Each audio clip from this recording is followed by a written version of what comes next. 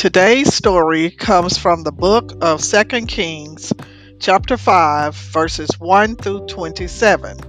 The title of the story is Elisha Heals Naaman's Leprosy. Greetings, I am your host, Cheryl Secrest, and this is Effectively Making a Noise.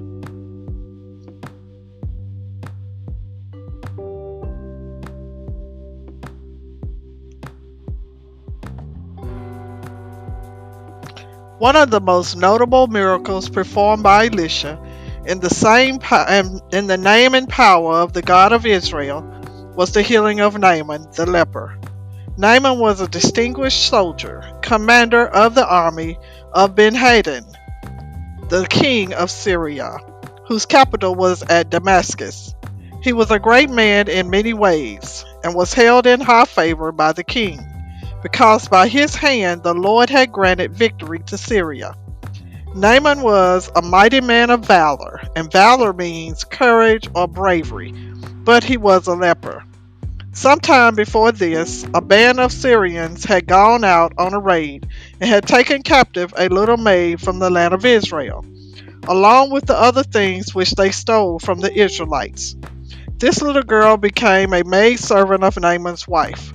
She said to Naaman's wife, "Would that my master were with the prophet who is in Samaria. He would heal him of his leprosy." When Naaman heard this, he went and told King Ben-Hadad what the little Hebrew maid had said. And the king of Syria said to Naaman, "Go on, and I will send a letter to the king of Israel on your behalf." So Naaman, filled with the new hope, set forth on his mission, taking with him as a present to the king Jehoram 10 talents, and talents were coins worth thousands of dollars, of silver, 6,000 pieces of gold, and 10 changes of raiment. And he presented to the king of Israel Ben-Hadad's letter, which said, "When this letter comes to you, know that I have sent you Naaman my servant, so that you may heal him of his leprosy." But King Jehoram misunderstood the purpose of King Ben-Hadad's request, and thought that the king of Syria was seeking an excuse to make war against Israel. Thus, when the king of Israel read the letter, he tore his clothes and said, "Am I God, with power to kill and to make alive, that this man sends me to heal a man of his leprosy? Wherefore consider, I pray you, and you will see how he is seeking to quarrel with me." But when Elisha the man of God heard how King Jehoram had reacted to the letter, he sent this message to the king of Israel: "Why have you torn your clothes? Let him come to me now, and he shall know that there is a prophet in Israel." So Naaman came with his prancing horses and splendid chariot, and stopped at the door of Elisha's humble abode, in order to humble this proud warrior, and let him know that it was by the power of the God of Israel that he was to be healed. Elisha did not go out in person to see Naaman. Instead, he sent a messenger to him, saying, "Go and wash in the Jordan 7 times, and your flesh shall be restored to you, and you shall be clean." But this made the proud and haughty soldier very angry, and he at first gave no heed to Elisha's instructions. He stubbornly said to his companions, "Behold, I thought he would surely come out to me, and stand, and call on the name of the Lord his God, and move his hand over the place, and heal the leprosy." In the same vein of foolish pride, Naaman continued, "Are not Abana and Pharpar rivers of Damascus better than all the waters of Israel? May I not wash in them and be clean?" So he turned and went away in a rage.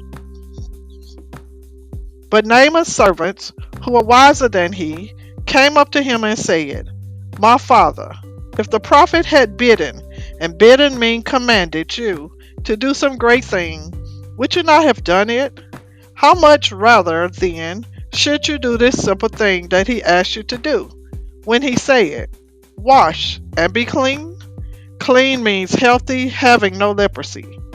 Naaman heeded this good advice and went down and dipped himself 7 times in the river Jordan, according to the word of the prophet Elisha. And his flesh became again like the flesh of a little child, and he was healed of his leprosy. Then Naaman returned to the man of God, he and all his company, and he came and stood before Elisha and said, Behold, now I know that there is no God in all the earth but in Israel. Now therefore accept a gift from your servant. But Elisha declined, saying, As the Lord lives, before whom I stand, I will not accept a gift for this work of God. Naaman urged him to take the present, but Elisha steadfastly refused. Then, to show his gratitude and sincerity, Naaman proposed another plan. He asked Elisha for permission to take 2 mules, burden of earth from the land of Israel back to Damascus. He promised that he would build an altar upon this sacred ground and that he would offer sacrifices and offerings only to the God of Israel. Naaman also asked the Lord to pardon him for the things he would have to do in performing his duties to the king of Syria. It was customary, and customary means the usual thing to do, for the king of Syria to lean on Naaman's arm when he went to the house of Rimmon to worship this false god. It would be necessary for Naaman to bow down with his king in the house of Rimmon, and he desired that the Lord pardon him for this apparent act of worship in the performance of his civil duty. Elisha commended Naaman for his honest purpose, and said to the leper who had been made whole, Go in peace. When Naaman had traveled a short distance, Elisha's servant Gehazi ran after him to get for himself part of the gift Elisha had refused to accept from Naaman for the work of the Lord.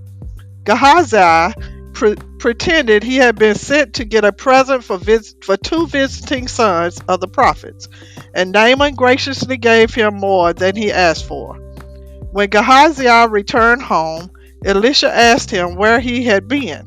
The servant did not tell the truth, and Elisha, who knew the wrongdoing, punished him by causing him and his descendants, and the descendants are those in the family line, children, grandchildren, great grandchildren, to become lepers as Naaman once had been.